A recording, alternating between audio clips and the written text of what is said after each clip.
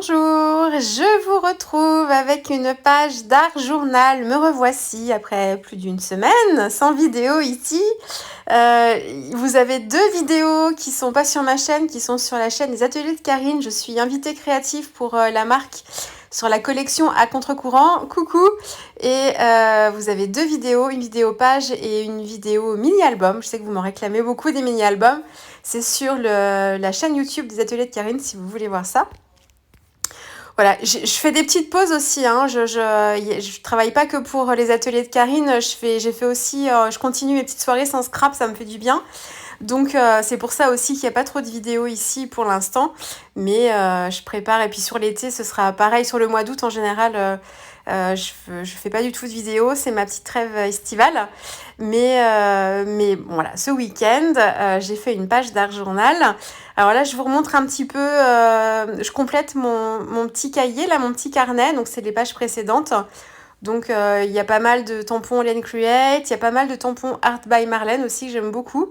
Et justement là aujourd'hui, je vais travailler avec des nouveaux tampons Art by Marlène. C'est la dernière collection qui vient de sortir sur le thème de la mer. Donc j'avais déjà, en fait j'ai regroupé un peu ce que j'avais déjà de la marque dans cet esprit-là. Donc j'ai une planche de tampons avec des animaux marins et ça c'est les deux planches de tampons. Donc j'ai pas tout pris, hein, j'en ai pris que deux planches. Je compléterai par la suite. Il y a une pieuvre que j'aime beaucoup aussi, mais voilà, j'ai fait des choix et j'ai surtout pris la baigneuse parce que je l'adore et j'adore l'aileron du requin là qui sort de la mer, ça me fait rire. Et le crabe avec ses clac clac clac. Et puis le sous-marin que j'adore et le côté décalé du poisson avec son masque, sa bouteille d'oxygène et son tuba, je trouve ça trop rigolo. Donc ça c'est une planche de tampons, mais c'est pas une collection récente celle-ci que j'avais. En fait, je vais me servir que d'une seule planche pour cette page. Donc là, bon, c'était mon point de départ, hein, je savais pas trop ce que j'allais faire. Donc ça, c'est déjà, vous m'avez déjà vu les utiliser. Et j'ai pris dans la dernière collection le pochoir avec les écailles de poisson ou les vagues. Alors j'en ai plusieurs dans cet esprit-là, mais ils sont pas tous pareils. Donc ça apporte toujours des petits effets différents. Le papier sur lequel je travaille ici, c'est le Paint On. Donc c'est un papier multitechnique de Clairefontaine. Et je vais utiliser mes acryliques. Alors je suis allée piocher dans mes différents bleus. Alors j'en ai pas tant que ça, je me rends compte. Du coup là je pars avec je vais faire un dégradé. Je pars avec le Ultramarine. C'est une peinture Amsterdam. J'ai une Liquitex, c'est le vert d'eau éclatant. J'ai un autre bleu, mais qui est un vert turquoise, mais c'est exactement comme le vert d'eau éclatant. Donc voilà, j'ai un bleu de cérulème aussi. Céruléum, je sais plus comment on dit. Après voilà, comme couleur intermédiaire, mes verts turquoise. J'ai utilisé un petit peu d'acrylique argenté aussi. Et je termine avec de l'acrylique blanche pour fondre, en fait, terminer mon dégradé par du blanc. Et voilà, donc je répartis ma peinture. Alors on m'a déjà demandé, certaines ont des soucis, en fait, leur rouleau glisse sur la gel presse et ne roule pas. Alors ça, c'est juste parce que vous avez trop de peinture sur votre gel presse. Donc n'hésitez pas, là comme moi, vous voyez, j'ai un petit papier brouillon à côté de moi. Et en fait, je viens mettre mon rouleau dessus pour enlever l'excédent. Et voilà, donc si votre rouleau glisse et ne roule pas, c'est que vous avez trop de peinture. C'est le plus compliqué sur la gel presse pour moi, c'est de doser la peinture. Il faut en mettre suffisamment, mais pas trop pour avoir des jolis effets. Enfin, du moins, moi, des effets que j'aime bien. Donc j'ai appliqué mon dégradé, j'ai posé mon pochoir dessus. Je veux juste l'empreinte du pochoir, je veux pas forcément que ça m'apporte du blanc. Donc c'est juste le pochoir dessus, je l'enlève tout de suite après. J'ai laissé ma gel presse à côté, et j'ai fait des tamponnages. Enfin voilà, j'ai continué mon travail. Je l'ai bien laissé sécher et ensuite je suis venue appliquer une couche d'acrylique blanche, donc pas trop épaisse là encore. Et tout de suite après, j'ai mis mon papier. Donc l'acrylique blanche, ça permet de réactiver en fait la couche d'acrylique qui a séché et qu'on a mis sur la gel presse. On peut réactiver avec n'importe quelle couleur d'acrylique, hein. Moi je mets du blanc parce que je veux une base neutre, mais vous pouvez réactiver avec une couche de peinture beige. Enfin voilà, il y a vraiment tout est possible. Alors, mon fond est donc prêt. Là, je m'attaque à ma colorisation. Donc, cette petite baigneuse, Alors, je cherche pas midi à 14h, comme on dit. Je reste sur le combo de couleurs de la colorisation qui est mise en exemple en fait sur le packaging au verso des planches de tampons. Vous avez un exemple de colorisation des tampons. Donc, je suis restée vraiment dans les mêmes couleurs. Donc, alors après, bon, c'est pas aussi bien réussi, hein, mais j'ai essayé voilà, de garder ce même combo. Et puis, ça contrastait bien avec mon fond aussi. Donc, voilà. Et d'ailleurs, le fond qui est la couleur du fond qui est proposée sur le packaging, c'est pile poil les couleurs de mon fond à moi. Alors là, c'est le hasard par contre, parce que j'ai fait avec les couleurs d'acrylique que j'avais. Mais voilà, donc ça matchait bien, mais ça, c'était le hasard. Par contre, les couleurs de la baigneuse, là, j'essaye de reproduire un petit peu. Je suis partie avec mes aquarelles Daniel Smith. Alors, vous savez, j'aime bien tester des couleurs, tester plein de choses. Donc, j'ai des aquarelles Sennelier en extra fine. J'ai des Winsor et Newton, pardon, en extra fine aussi.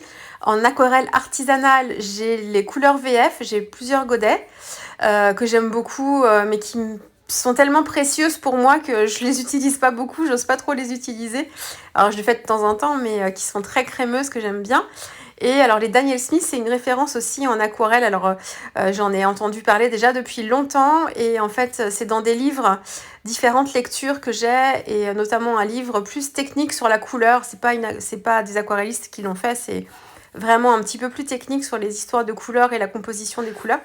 Et il parlait justement dans ce livre des aquarelles Daniel Smith, donc ça m'a donné envie de tester. Et donc je m'étais prise par contre peu de couleurs. Ce que je voulais, c'était justement, comme c'était encore une nouvelle marque, j'avais déjà plein de couleurs dans d'autres marques, donc je suis partie sur les couleurs primaires essentiellement. Et c'est pour me forcer à faire des mélanges et à travailler en fait la roue chromatique seulement avec les 3 couleurs primaires, et de me faire toutes mes nuances. C'est très très formateur. Alors c'est quelquefois un peu pénible parce que pour obtenir la bonne couleur, il faut passer par différentes étapes. Mais par contre, c'est super formateur, et du coup, ça me permet de me forcer un petit peu à le faire. Donc, j'ai un set de base avec les 3 couleurs primaires. J'ai un rose opéra, j'ai un gomme gut, c'est un jaune orangé que j'ai rajouté. Et puis, j'ai un bleu de phthalo dans les nuances de rouge, un bleu de phthalo dans les nuances de vert, un grit paint et un sépia quand même, pour m'éviter de faire mon marron, de prendre du temps à faire mes marrons et mes noirs. Et j'ai 2 couleurs scarabées, vous savez, c'est moi qui appelle ça comme ça, hein, c'est pas leur nom. C'est des couleurs scarabées comme l'orchinacridone ou alors le style de grain vert. C'est des couleurs qui sont assez subtiles en fait, qui ont plusieurs nuances à l'intérieur. C'est une couleur avec plusieurs nuances à l'intérieur. Et j'ai un noir lunaire, je crois que c'est ça le nom, et un bleu lunaire qui sont super intéressants. Alors, qu'on n'utilise pas tous les jours, hein, parce que c'est des couleurs particulières, mais j'adore ce genre de couleurs-là. Donc voilà, bref, pour la parenthèse Daniel Smith. Donc là, j'essaye de reproduire mes couleurs. Donc j'ai mélangé, j'ai un rouge et mon gomme gut pour me faire un orangé assez foncé. Et je veux des couleurs qui pètent, hein. Donc mes Daniel Smith, pour ça, elles sont super vibrantes en termes de couleurs. Donc c'est aussi pour ça que j'ai choisi de les utiliser ici. Et donc c'est un dégradé de rouge orangé sur le haut, et plutôt de rose sur le bas. Et pour le rose, j'ai pris mon rose opéra qui est très très lumineux. Donc voilà, donc bon, je fais j'essaye de reproduire ce que je vois sur le visuel. Ce qui est très pratique aussi, c'est on a le placement des ombres en fait sur le visuel, et ça permet de pouvoir aussi les placer correctement et de bien travailler l'effet de volume. Donc voilà, c'est assez pratique. Alors c'est pas forcément évident de refaire la même chose, hein, mais au moins on a une base de travail quand on a un peu de difficulté à placer les ombres. Donc voilà, donc j'ai fait rouge, les rayures blanches en fait, donc je travaille les ombres avec mon grit paint très dilué. J'ai dû mettre un peu de grit paint et un peu de sépia dedans, mais très léger, pour avoir un gris, c'est un gris chaud là plutôt. La peau, alors avec les poupettes, vous êtes rodés, c'est toujours les mêmes mélanges. Alors là, avec les Daniel Smith, j'ai pris, c'est pas le jaune de Naples, du coup c'est le jaune que j'ai, c'est un jaune clair, je sais plus son nom. Il a un nom spécial. Un petit jaune avec mon rose opéra et j'ai rajouté un petit peu de bleu de phthalo en nuance de rouge pour me faire des zones d'ombre en fait sur la peau. Mais autrement, voilà, c'était pareil. Et pour les cheveux, c'était pareil, un peu de jaune et un peu de sépia. Et puis j'ai joué avec la quantité d'eau et voilà, la dilution. Donc voilà. Alors ensuite, mon fond de page. Donc mon fond de page, il me plaît. Alors c'est souvent le cas avec avec la gel presse. C'est quand il y a un fond gel presse qui me plaît, je l'aime tel quel en fait. Et c'est difficile pour moi de le travailler par-dessus parce que voilà, là j'aime bien le dégrader. J'ai des zones de blanc. L'effet argenté, vous vous en rendez sûrement pas compte, mais il y a des reflets argentés dans le bas. Comme s'il y avait des reflets un petit peu dans l'eau, comme si on avait un banc de poisson là, un petit peu argenté dans le bas. Donc voilà, donc je veux le travailler, mais je veux pas le surcharger. Donc j'y vais vraiment sans trop de prise de risque. Donc là, je travaille en ton sur ton. Donc j'ai repris mes acryliques. Donc là, je travaille avec l'ultramarine sur le haut. Avec ça c'est un masque All Create que j'utilise. Alors c'est un bon investissement parce que le nombre de fois que j'utilise ce masque-là. Et ce que j'aime bien, c'est qu'il a un effet de vague en fait assez stylisé. Et je l'aime beaucoup pour tous les fonds comme ça, un peu dans l'esprit bord de mer. Donc voilà, et j'ai travaillé donc le même masque mais en bas avec l'acrylique vert d'eau éclatant. Donc voilà, donc je travaille vraiment en ton sur ton. Et là, je vais travailler aussi avec un tampon, donc c'est un tampon clear All Create. Et je viens travailler avec mes oxydes en ton sur ton aussi pour apporter un petit peu de détail dans le fond, mais que ça ne surcharge pas l'ensemble. Donc le bleu foncé que vous voyez là, enfin le bleu électrique, c'est le Blueprint Sketch. Et pour le bleu turquoise, c'est le Peacock Feathers que j'ai utilisé. Donc c'est le même tampon avec les étoiles, mais avec des couleurs différentes. Donc voilà. Maintenant, j'essaye de mettre un petit peu de contraste avec un peu de tamponnage noir. Donc là, c'est toujours un tampon Clear All Create que je positionne comme ça. Donc ça va souligner un petit peu ma page. Et en fait, là, je mettais rien dans le bas de ma page parce que je voulais en fait utiliser le détourage de tampon que j'avais fait avec les vagues et l'aileron de requin. Mais finalement, je vais pas le mettre parce que je trouve que j'aime bien le côté laisser libre en fait le bas de ma page comme si ma petite baigneuse était vraiment vraiment sous l'eau et que voilà, enfin, il aurait fallu que je mette des fonds marins en dessous à la limite, mais je l'ai pas du tout travaillé. Et je voulais vraiment que ce soit le centre de ma page. Ensuite, qu'est-ce que j'ai fait? J'ai tamponné mes motifs, donc j'ai placé mes différents détourages. Alors, je vous ai pas tout montré en vidéo parce que c'est à peu près la même chose, mais j'ai fait un crabe et 3 poissons en plus. Et donc, je les ai positionnés sans les coller sur ma page pour voir comment je faisais justement ma construction. Et une fois que j'ai été à peu près arrêtée sur la composition, j'ai juste tamponné en fait mes différents tampons pour matérialiser le remplacement et ça me permet, enfin moi je trouve ça plus facile après pour marquer comme ça. Vous voyez, j'utilise un crayon Derwent Inktense, un noir. Je fais tout le contour de ma baigneuse et ensuite avec un pinceau à réservoir, je viens flouter pour marquer les ombres et qu'on ait l'impression qu'elle se détache un petit peu du fond, cette baigneuse-là. Et du coup, c'est plus facile de le faire pour moi quand j'ai pas collé mes embellissements. Alors, quelquefois, je le fais après coup parce que je trouve qu'il manque quelque chose à ma page et je rajoute des détails. Mais je préfère le faire avant que ce soit collé pour que ce soit plus simple et que ce soit plus précis ensuite à l'application. Alors, vous allez... Donc, il y a mon petit crabe qui est trop mignon là-haut. Je l'aime bien. Clac, clac, clac. C'est une petite pince. Ma baigneuse, j'ai fait un gros loupé. J'ai voulu faire sur le packaging, sur le visuel, il y a un reflet blanc en fait. Voilà. Et j'ai voulu le faire. Et en fait, je me suis complètement craquée puisque ça a fait baver mon aquarelle, ce qui fait que j'ai pas eu un reflet blanc, mais ça m'a fait une traînée rose sur le bas de sur son ventre là. Donc j'étais déçue. Donc je me suis dit, bon, je vais être obligée de la refaire, tant pis. J'avais passé quand même un petit peu de temps dessus. Donc bon, j'ai continué à travailler ma page parce que ça gênait pas pour l'ensemble. Et puis je dis, bon, bah c'est pas grave, je vais la coller et puis je la recommencerai, je la recollerai par-dessus. Et en fait, j'ai testé quelque chose je me suis dit, fichu pour fichu, testons tout. Et puis finalement, ce que j'ai testé, ça m'a convenu. Donc je l'ai laissé, je vais vous montrer. J'ai sorti mes feutres mes feutres, mes crayons en acrylique. Alors c'est le Moloto que j'ai en version rose fluo. Et je suis venue travailler certains détails des poissons avec mon rose fluo et j'ai fait des toutes petites gouttes aussi rose fluo pour mon fond. J'avais fait des gouttes au Posca blanc aussi. Et là, je rajoute des petites pastilles de lumière, des pastilles de couleur. Donc là, je travaille avec mes pastels à l'huile sonnelier. Je les adore, franchement. J'adore travailler avec. Ils se fondent, ils sont super crémeux, ils se fondent les uns dans les autres sans aucun problème. C'est pas le cas de tous les pastels à l'huile, ils sont pas tous aussi crémeux que ça. Mais ceux-là, les sonneliers, ils sont vraiment top pour ça. Et ils ont des couleurs super vibrantes aussi. Et je trouve que pour l'art journal, ça se marie très très bien. Alors les pastilles de couleurs comme ça, là, c'est une technique d'autour de moi que j'applique. Mais lui, il utilise des crayons Distress, ça, je vous l'ai sûrement déjà dit, qui correspondent un peu à des gélatos, parce qu'on peut les travailler aussi avec de l'eau. Moi, je les ai pas ces crayons-là, mais j'avais essayé de regarder ce qui... Enfin, je m'étais pas renseignée vraiment, mais ça m'intéressait les pastels à l'huile. Et je m'étais dit, bah tiens, vu que les gélatos, c'est un peu crémeux, un pastel à l'huile, ça doit bien faire la même chose, quoi. Et effectivement, ça fonctionne très bien dans l'art journal.